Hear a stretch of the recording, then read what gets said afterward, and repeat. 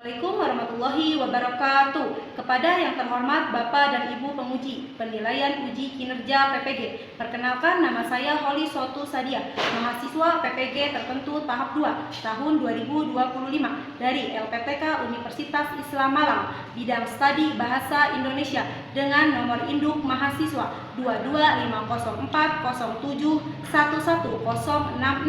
Pada hari ini saya melaksanakan ujian kinerja pada kegiatan pembelajaran di SMK Cendekia Bakti Muri pada mata pelajaran Bahasa Indonesia di kelas 11 dengan materi mengidentifikasi fakta dan opini dalam teks argumentasi. Sekian, terima kasih, silahkan menyaksikan. Wassalamualaikum warahmatullahi wabarakatuh. Assalamualaikum warahmatullahi wabarakatuh. Waalaikumsalam warahmatullahi wabarakatuh. Selamat siang. Siang, yes. Oke, ulangi lagi, biar semangat. Selamat siang. Siang, yes. Oke, sebelum melakukan pembelajaran, marilah kita berdoa dipimpin oleh ketua kelasnya. Bismillahirrahmanirrahim. Alhamdulillahi rabbil alamin. Ar-Rahmanirrahim. Maliki yaumiddin. Iyyaka na'budu wa iyyaka nasta'in. Ihdinas siratal mustaqim. Siratal ladzina an'amta 'alaihim ghairil maghdubi 'alaihim waladdallin. Oke, selanjutnya kita menyanyikan lagu Indonesia Raya. Silakan tiga maju ke depan. Semuanya diharapkan berdiri. Hiduplah Indonesia Raya, 1, 2, 3. Indonesia tanah airku, tanah tumpah darahku. Di sanalah aku berdiri. Indonesia Raya, merdeka, merdeka. Hiduplah Indonesia Raya. Silakan duduk kembali. Oke, dilanjutkan untuk mengabsen ya kehadirannya. Ahmad Hasanul, Ahmad Rafi, Anissa, Ahmad Paujan. Sudah semua ya terpanggil ya? Ya. Apa kabarnya hari ini? Baik. Baik ya? Sudah siap untuk melakukan pembelajaran? Siap. Di sini sebelum melakukan pembelajaran Ibu akan memaparkan kesepakatan kelas ya yang harus kalian ikuti ya. Yang pertama, datang tepat waktu ya. Apakah kalian sudah datang tepat waktu? Sudah. Dengarkan guru dan teman saat berbicara. Jadi kalau kalian harus bisa mendengarkan. Habis itu duduk dengan rapi dan tenang seperti itu ya. Sudah tahu ya kesepakatannya ya? Ya. Sepakati ya? Ya. Oke, kalau sudah disepakati, di sini Ibu akan melanjutkan yaitu pembahasan tentang minggu lalu ya. Apakah di sini ada yang masih ingat minggu lalu mempelajari apa? Teks eksposisi ya. Di sini ada yang tahu apa itu teks eksposisi? Oke, apa? Yang menjelaskan suatu informasi atau pengetahuan secara logis. Tujuannya untuk menyampaikan informasi atau pengetahuan kepada pembaca dan diisi susunannya berdasarkan fakta-fakta yang objektif. Oke, itu yang dinamakan teks eksposisi. Apa? Yaitu yang menjelaskan apa? Tentang suatu informasi ya, informasi ataupun pengetahuan yang ada di dalam teks wacana tersebut ya. Nah, pada hari ini juga Ibu akan membahas tentang argumentasi yang berfokus pada mengidentifikasi fakta dan opininya ya. Ada yang tahu apa itu perbedaan dari teks eksposisi dengan teks argumentasi? Saya, Bu. Oke, apa? Perbedaan dari teks eksposisi hanya menyampaikan informasi atau pengetahuan secara objektif. Sedangkan teks argumentasi yaitu teks yang menyampaikan pendapat atau sikap terhadap suatu masalah. Kalau misalkan teks eksposisi itu menjelaskan informasi ya ataupun pengetahuan. Nah, sedangkan dari teks argumentasi itu sendiri adalah menjelaskan tentang apa? Penyampaian suatu masalah ya. Yang di dalamnya ada apa? Ada faktanya, ada kebenarannya ya, seperti itu. Ya, itu adalah perbedaannya. Nah, di sini Ibu akan mengasihkan soal pemantik berkaitan dengan pembelajaran hari ini. Simak, lihat ya. Oke, soal pemantik. Di sekolah, banyak siswa yang suka minum es teh Solo saat istirahat. Nih, hampir setiap hari lebih dari 30 siswa membeli es teh Solo di kantin sekolah. Es teh Solo adalah minuman terenak untuk anak zaman sekarang. Nah, pertanyaannya dari soal pemantik ini, ya, apakah itu fakta dan opininya serta jelaskan. Ya, di sini ada yang bisa menjawab soal pemantik ini? Oke, apa? Hampir setiap hari lebih dari 30 siswa membeli es teh Solo di kantin sekolah. Itu adalah fakta. Karena alasannya bisa dibuktikan dengan data penjualan kantin, menghitung langsung jumlah siswa yang telah membeli es teh. Es teh Solo adalah minuman terenak untuk anak zaman sekarang adalah sebuah opini. Alasannya karena setiap pendapat berbeda. Ada siswa yang lebih suka jus, kopi, atau es Nah, teh. yang pertama itu adalah kalimat fakta. Kenapa bisa dikatakan fakta? Yaitu ada datanya. Datanya itu apa? 30 siswa. Ya, sudah ada perhitungan. Makanya dinamakan fakta. Nah, yang keduanya yaitu es teh Solo adalah minuman terenak untuk anak zaman sekarang. Ini yang dinamakan kalimat opini. Karena apa? Mungkin yang membuat ini ataupun soal ini dia menyukainya, ya. Tapi di sisi lain orang lain mungkin ada yang suka yang lain. Misalkan apa tadi? Ada jus, ada kopi susu, ada es rasa-rasa lain. Jadi ini adalah apa? Tentang pendapat pribadi, ya. Belum tentu tentang orang lain, ya. Nah, selanjutnya di sini kita melakukan ice breaking dulu nih, ya. Oke, ikutin Ibu. Ya, biar apa? Biar semangat. Oke, tepuk 1, tepuk 2, tepuk 3, tepuk 4, tepuk 5. Sudah semangat? Sudah. Tangannya sudah lentur? Sudah. Nah, di sini Ibu akan menyampaikan tujuan pembelajaran pada hari ini. Ya, simak baik-baik tujuannya apa untuk pembelajaran hari ini. Nah, yang pertama, siswa mampu menjelaskan pengertian dari teks argumentasi. Jadi kalian harus bisa mengetahui apa itu pengertian dari teks argumentasi itu sendiri, ya. Yang kedua yaitu siswa mampu menjelaskan pengertian fakta dan opini. Lanjutkan dengan di sini Ibu akan menayangkan wacana tentang media sosial bagi remaja, manfaat atau bahaya. Ya, di sini ada media sosial saat ini menjadi bagian penting dalam kehidupan remaja. Berdasarkan data Asosiasi Penyelenggara Jasa Internet Indonesia atau API tahun 2023, lebih dari 85% remaja Indonesia berusia 15 sampai 19 tahun itu menggunakan media sosial setiap hari. Nah, angka ini menunjukkan bahwa hampir seluruh remaja tidak bisa lepas dari gawai dan media sosial dalam aktivitas sehari-hari. Ya, di satu sisi media sosial memberikan banyak manfaat.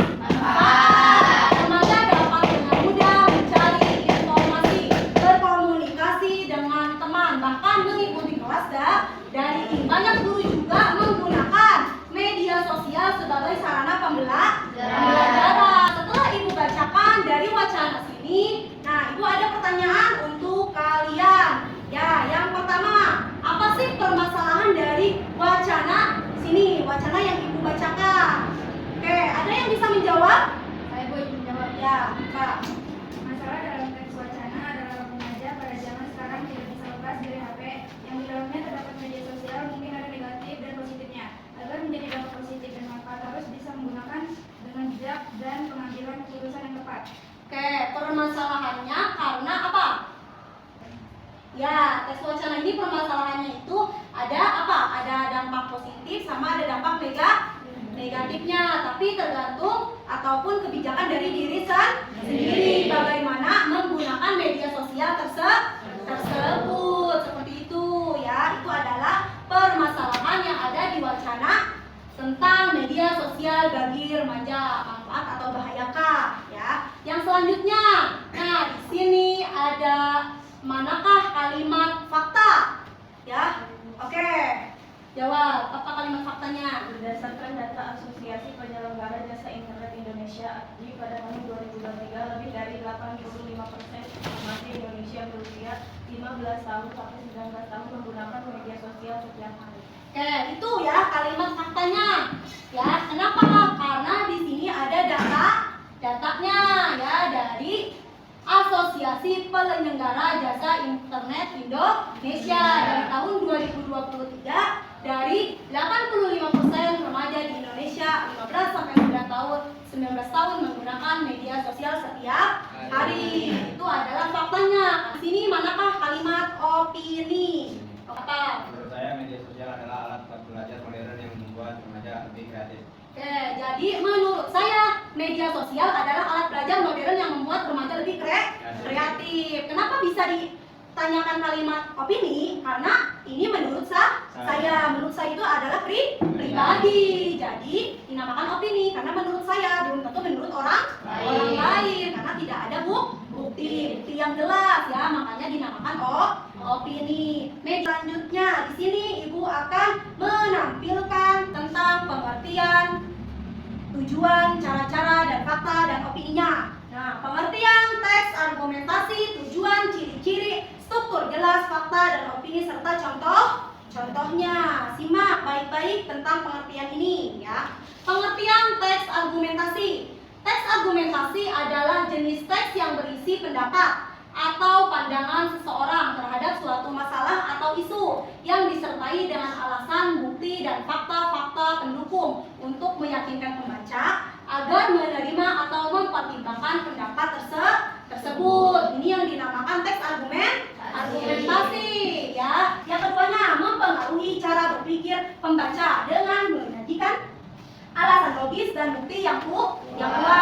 Itu adalah tujuannya ya. Untuk apa? Untuk menyajikan alasan logis dan bukti yang kuat. Selanjutnya, tujuan utama dari teks argumentasi ya. Yang pertama, meyakinkan pembaca tentang kebenaran suatu pendapat ya. Jadi meyakinkan nih. Oke, ciri-ciri teks argumentasi ya. Yang pertama yaitu mengandung pendapat atau argumen. Yang keduanya, disertai data, fakta, atau bukti. Selanjutnya, tujuannya meyakinkan si pembaca. Itu. Selanjutnya, bahasa persuasif dan formal ya, yang menggunakan kata-kata yang mendorong, meyakinkan serta kalimat yang teratur dan baku. Jadi selanjutnya, argumentasi. Apa itu?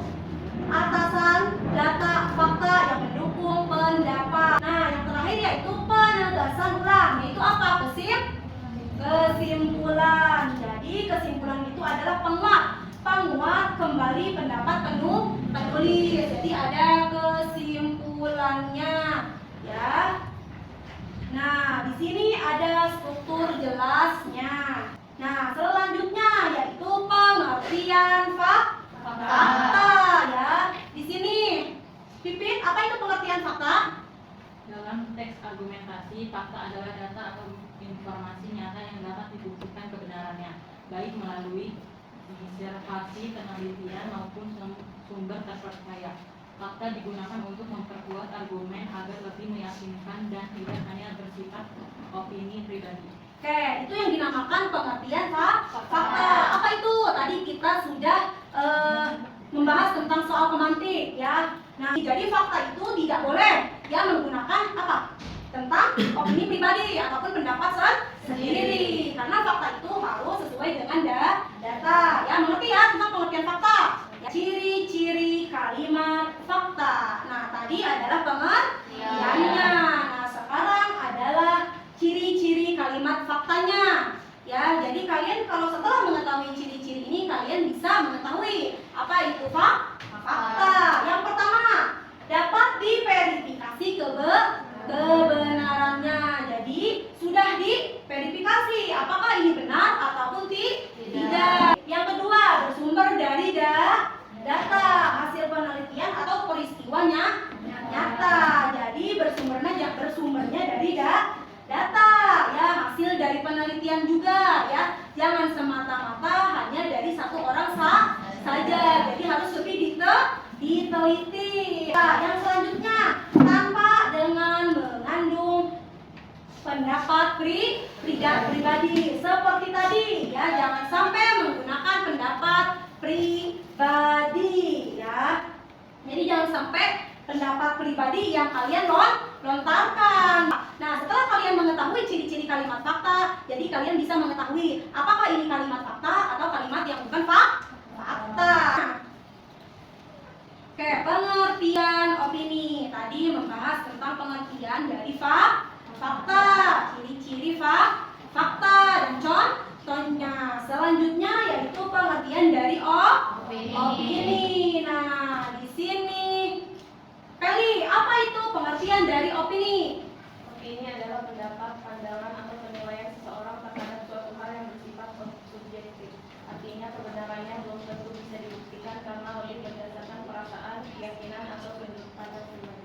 Oke, itu yang dinamakan pengertian opini. Apa? Yaitu suatu pendapat ataupun pandangan ataupun penilaian. Ya, penilaian siapa? Seseorang terhadap suatu hal. Ya, yang sifatnya apa? Subjektif. Ya, artinya kebenarannya belum tentu terjadi ataupun belum tentu bisa dibuktikan. Oke, selanjutnya ciri-ciri kalimat opini. Ada ciri-cirinya, ya. Nah, yang pertama bersifat subjektif, ya, yang dipengaruhi oleh perasaan atau pandangan pribadi. Jadi ada pengaruh dari perasaan sendiri, ya, ataupun pandangan terhadap pendapat pribadi. Nah, yang kedua tidak dapat dibuktikan kebenarannya secara mutlak. Jadi tidak begitu benar, ya, kebenarannya tidak mutlak, tidak begitu benar, ya. Berbeda dengan fakta yang bisa secara mutlak. Nah, beda dengan fakta harus mutlak, harus benar, ya, sesuai dengan datanya. Nah, seperti itu. Yang ketiga, sering menggunakan kata pendapat atau dugaan, ya. Ada katanya nih, ada keluknya nih, ya. Yaitu seperti apa? Menurut saya. Kalau menurut saya itu kan berdasarkan dari pribadi, ya, sepertinya. Nah, kalau sepertinya berarti menduga berarti belum jelas. Tuh, ya, yang keempat, bisa berbeda antara satu orang dengan orang lain. Tidak semua orang punya opini yang sama. Kayak Ibu mempunyai pendapat tersendiri, tapi kalian ataupun misalkan Anwar belum tentu pendapatnya sama dengan Ibu. Jadi ada dua orang yang pendapatnya berbeda. Ya, tidak semua orang punya opini yang sama. Habis itu cenderung bersifat evaluatif atau prediktif, ya, bisa berupa penilaian. Ya, jadi ada penilaian tuh, berupa penilaian. Misalkan ada baik buruknya, ada indah ataupun jelek, ataupun bagus ataupun juga jelek juga, seperti itu, ya. Jadi perkiraan adalah ada sebuah penilaian, ya, yang mendasari itu, gitu, ya. Dan perkiraan akan ataupun seperti itu. Nah, ini adalah 5 ciri-ciri kalimat opini. Nah, kalian setelah menelaah, setelah dijelaskan, sudah mengetahui apa itu ciri-ciri kalimat opini, bisa kalian tahu yang sebenarnya opini itu seperti apa. Bisa digarisbesarkan ini nih, tentang pendapat, ya. Jadi kalian bisa dicirikan tuh, kalau menurut saya berarti itu opini, karena kan menurut saya pribadi, seperti itu, ya. Oke, lanjut. Contoh dari kalimat opini, ya. Nah, contohnya apa? Yaitu menurut saya kopi hitam lebih nikmat diminum tanpa gula. Jadi menurut saya nih, menurut Ibu, kopi enaknya tuh kopi pahit. Kalau menurut Jidan, enak tidak? Kalau pahit ya tidak, karena Jidan sukanya memakai gula.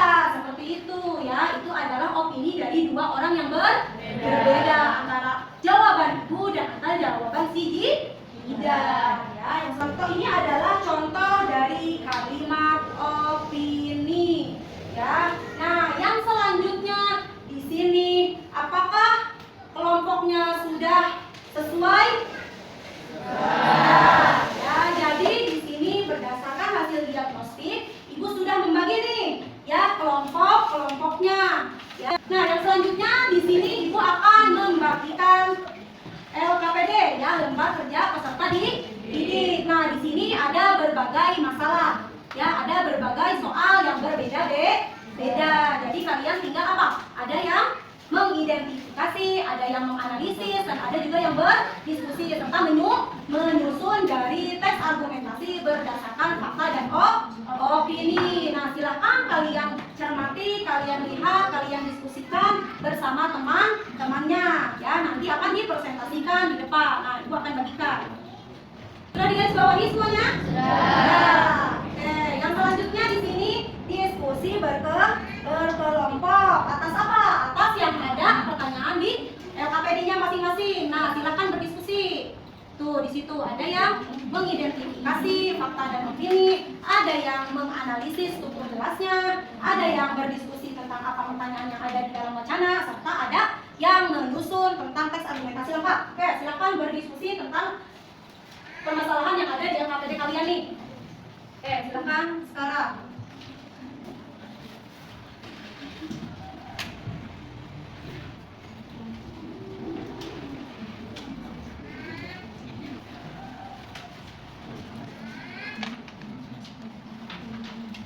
Oke, sudah mengidentifikasi kasih tuh mana fakta, mana opini, lebih lanjut lagi, identifikasi lagi. Ya. Mau sudah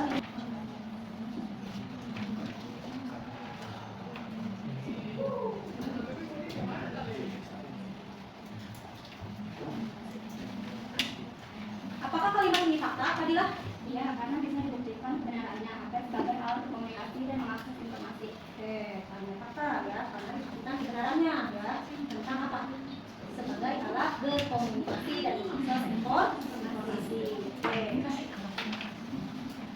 Oke, lanjutkan lagi. Nah, sambil ibu ingin menilai sikap kalian bagaimana kalian berdiskusi ya. Oke, kerjakan dengan baik.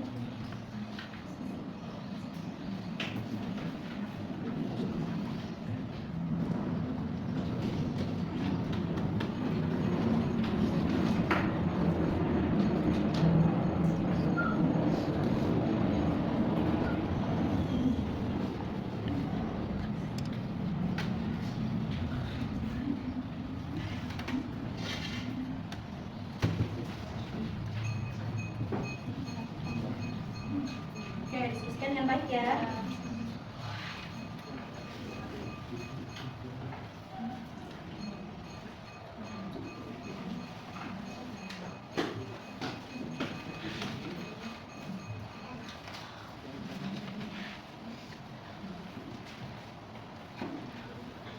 Oke, dilihat lagi hasilnya ya. Cermati baik-baik.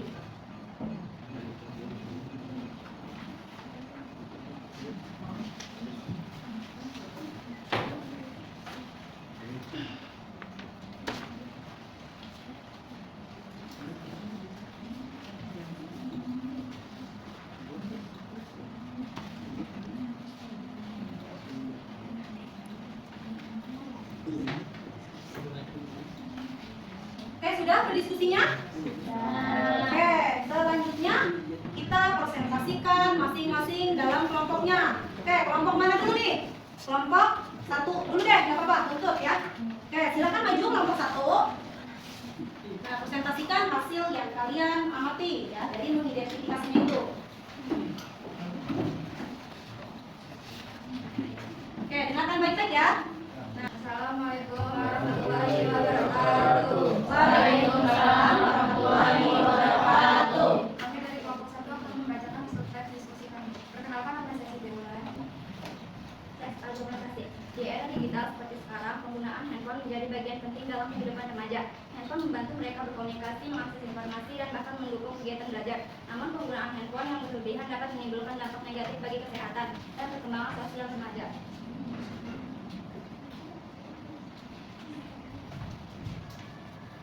Pertama, handphone sangat membantu remaja dalam pendidikan dan komunikasi. Fakta menunjukkan bahwa banyak sekolah tidak menggunakan aplikasi dengan baik, sehingga siswa bisa mengakses materi pelajaran dari rumah. Selain itu, handphone memudahkan remaja berkomunikasi dengan keluarga dan teman secara cepat. Namun, penggunaan handphone yang berlebihan berpotensi menimbulkan masalah kesehatan dan sosial. Penelitian dari Ikatan Dokter Anak Indonesia menunjukkan bahwa remaja yang terlalu lama menatap layar handphone dapat mengalami gangguan mata, kurang tidur hingga gangguan fokus belajar. Selain itu, interaksi sosial remaja bisa menurun karena mereka lebih sering bermain media sosial daripada bertemu teman secara langsung.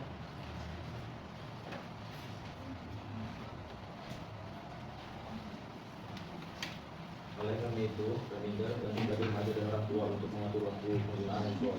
Pengaturan waktu dan penggunaan yang bijak, seperti tidak menggunakan handphone saat belajar atau sebelum tidur, dapat meminimalkan dampak negatif sekaligus mengoptimalkan manfaatnya. Dari sini ada yang ingin bertanya? Oke. Apa sih dampak yang baik untuk pengguna HP bagi remaja? Kalau dampaknya Memudahkan menginformasi, mendukung pembelajaran, mempermudah komunikasi antar guru maupun teman. Proses belajar lebih fleksibel. Oke, sudah jelas tentang jawabannya? Sudah puas? Oke. Cukup sekian dari kelompok 1. Assalamualaikum warahmatullahi wabarakatuh. Waalaikumsalam warahmatullahi wabarakatuh. Kasih tangannya. Oke, selanjutnya.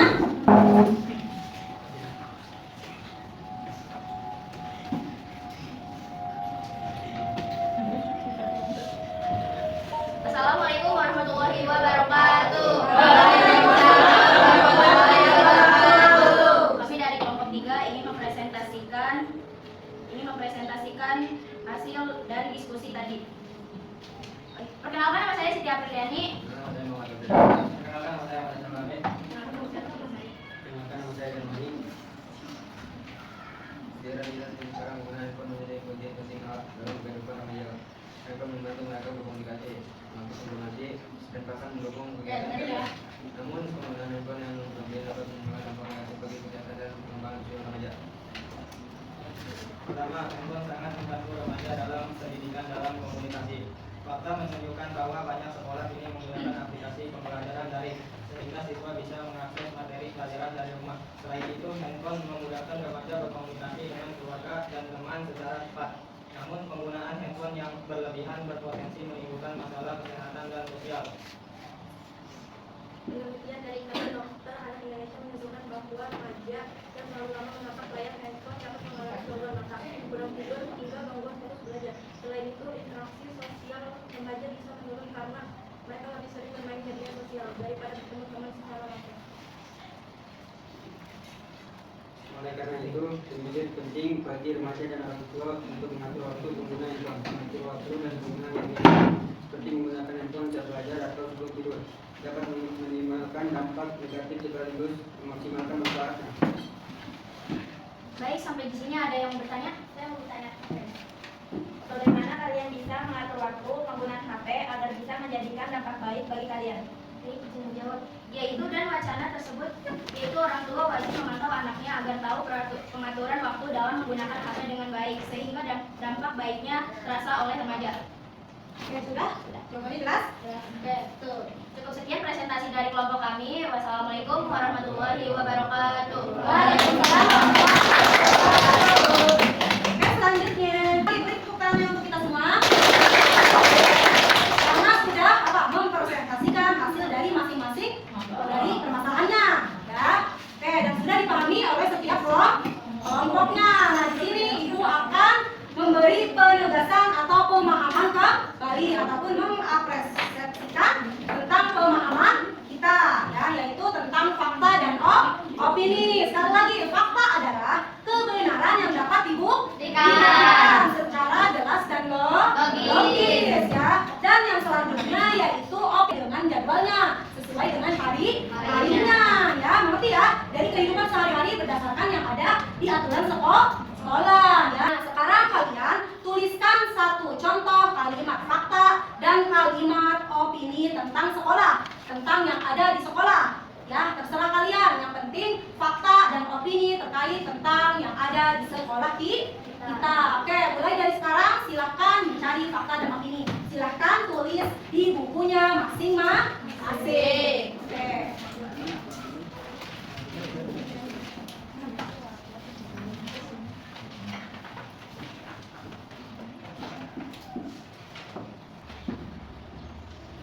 Oke, sudah? Sudah ya? Oke, satu-satu maju ya, hanya beberapa. Oke, silakan yang pertama siapa? Oke, maju.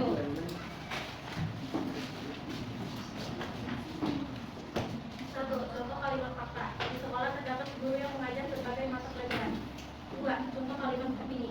Menurut saya, pelajaran MTK adalah pelajaran kurang sesuai. Oke, itu adalah kalimat fakta dan opininya. Oke, lanjut. Yang kedua siapa yang mau maju? Ya, boleh. Ayo. Nggak apa-apa. Pak, yuk lanjut. Satu, contoh fakta. Satu, siswa diwajibkan menggunakan seragam setiap hari. Contoh opini. Dua, guru yang dapat membuat suasana kelas jadi menyenangkan. Oke, itu kalimat fakta dan opininya. Nah, setelah merefleksikan individu di sini, kita bersama-sama menyimpulkan ya antara ibu dan antara kalian sebagai peserta. Jadi setiap kesimpulannya. Nih, kesimpulan pada pembelajaran mengenai mengidentifikasi fakta dan opini dalam teks argumentasi. Fakta adalah pernyataan yang nyata, objektif, dan dapat dibuktikan kebenarannya. Sedangkan opini merupakan pendapat atau pandangan yang bersifat subjektif. Kemampuan yang membedakan fakta dan opini sangat penting ya untuk melatih siswa berpikir kritis, menyusun argumen yang logis, serta menghindari diri dari informasi yang menyesatkan. Melalui materi ini diharapkan dapat menyusun teks argumentasi nanti bisa lebih kuat karena opini yang didukung fakta akan lebih meyakinkan si pembaca.